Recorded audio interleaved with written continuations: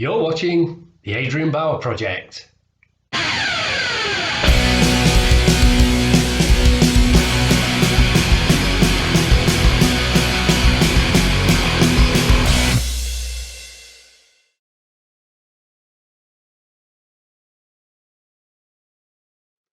Hello. Many thanks for choosing click my thumbnail and to watch my content. Very much appreciated as always. So, just a little quick video today. It's very overcast and dull and rainy here. So I thought, what would I be wanting to do on a day that you wouldn't go out into this kind of weather? So I thought I'd just give you 3 or 4 quick suggestions what you could do for a wet weekend like we've got today. So I may make this a regular-ish thing, probably once every month. I don't know on here, but we'll see how we go. So.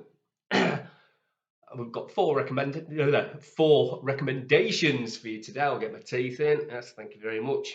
So the first up is for the CD, and it's the new Saxon album, Hell, Fire and Damnation. Now I'm going to stick my neck out on the line here. We're only into the 3rd month of this year. It's the 2nd of March today. There's loads and loads of new heavy metal albums coming out. But I'm going to put my neck out on the line and say Saxon have released the heavy metal album for 22 and 24. This, without doubt, is their best album of the modern age for them. Modern age, I'm looking at from the year 2000 onwards. This, without a doubt, is their best album. And in their catalogue as a whole, it's up there in the top, I'd say top 5, if not top 3, easily of their all-time classics, and that's including Wheel of Steel and Strong Arm of the Law. This is up there with it. So the tracks, I'm going to try and read because the writing is hideously small. You've got The Prophecy, Hellfire and Damnation, Madam Guillotine, awesome track that. Fire and Steel. There's something in Roswell. That's an awesome track. You've probably seen that on YouTube. They did I think it was a lyric. Was it a lyric video or a proper video? I can't remember now. Kubla Khan and the Merchant of Venice. That's a mouthful, but it's an awesome track. Pirates of the Airways, 1066. Witches of Salem, and Supercharger. So I was really struggling because it's that weird squiggly writing, and like I say, my eyesight's not great, but this album, absolutely awesome album. If you're into metal, it's Saxon, you've got to have this album in your collection.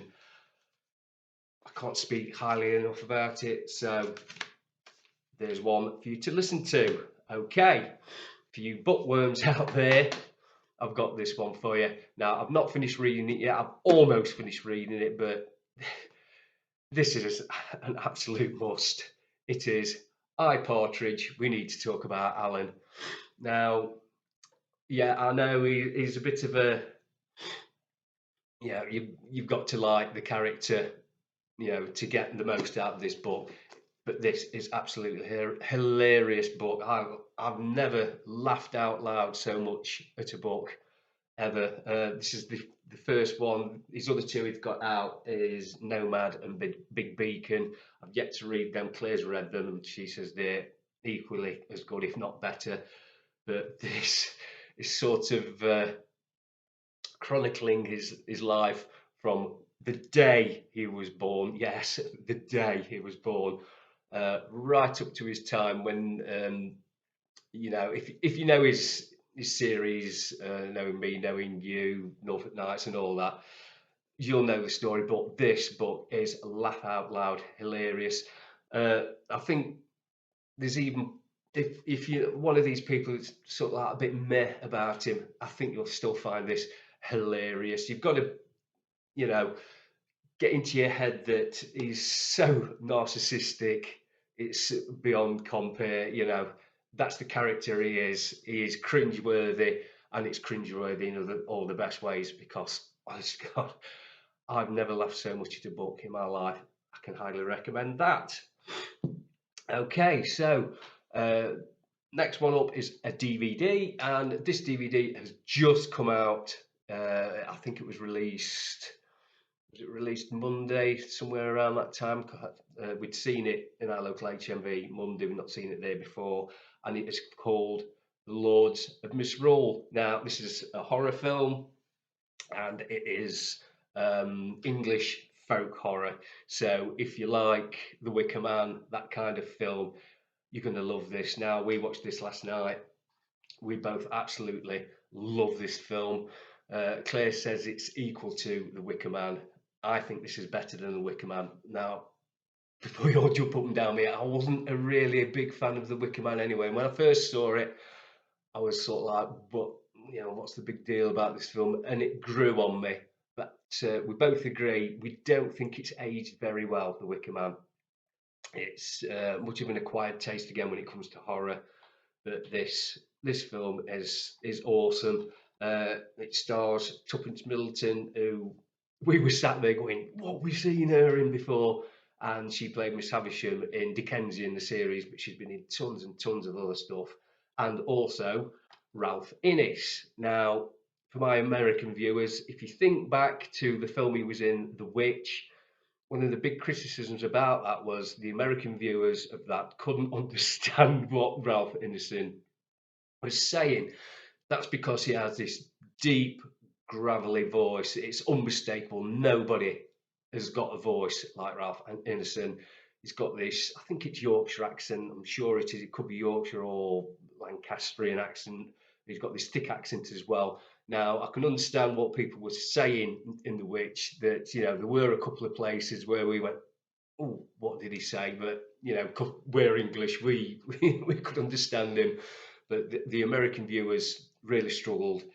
In this one, his diction is a lot better. It's a lot clearer. There are a couple of places that you're going to go, "Oh, what did he just say?" But for the most part, his diction is a lot better and a lot clearer, so you can understand what he's saying. So please don't be put off because Ralph Ineson's in it. You're going to think, "Oh, I'm not going to understand the word he's on about." You will. But I'll give you a synopsis of the film on the back of here, because it's one of these films you need to know as little as possible about the film before you watch it, because otherwise it's just going to spoil your enjoyment. So it's Rebecca, played by Tuppence Middleton, has taken over as vicar of a rural English village. Now, just as a side note, anybody else has seen this? Is it the same village that they filmed The Vicar of Dibley? Because it looks remarkably like the village they filmed the exterior scenes of The Vicar of Dibley, right down to the cottages. The church looks the same. So I don't know. I might have to look into it myself and find out. But it does look like, they filmed this where they filmed The Vicar of Dibley. It seems safe, friendly, and secure, but when her daughter Grace vanishes at the Harvest Festival, the villagers and local police join in a desperate search. However, the secrets of the village and the history it hides soon reveal their dark past to the distraught mother.